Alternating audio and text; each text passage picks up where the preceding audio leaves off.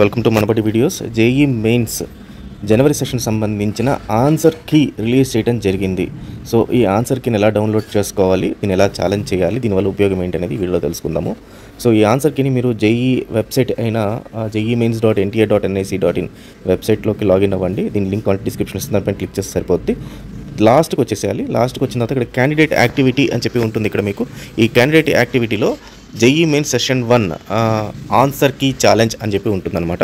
So దీనిపైన click చేయండి. దీనిపైన క్లిక్ చేసిన తర్వాత మీకు ఇంకొక పేజ్ ఓపెన్ అవుతుంది. ఈ పేజ్లో మీకు రైట్ సైడ్లో ఎక్కడైతే ఆల్రెడీ ఎగ్జిస్టింగ్ క్యాండిడేట్ అని చెప్పి ఉందో దీనిపైన మీరు క్లిక్ చేసిన తర్వాత లాగిన్ అని ఉంటుంది. దీంట్లో క్లిక్ చేస్తే ఈ ఐడి పాస్వర్డ్ ఇస్తే మీకు అక్కడ ఆన్సర్కి మీ సెషన్కి సంబంధించిన ఆన్సర్ కీ కనపడుతుంది.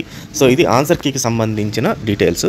దీన్ని ఎలా ఛాలెంజ్ చేయాలనేది next coming video. So answer key లోపల మీరు డౌన్లోడ్ చేసుకున్న వాళ్ళు ఎవరైనా ఉంటే ఒకవేళ నాకు ఆన్సర్ కీని manabadi@gmail.comకి పంపించండి.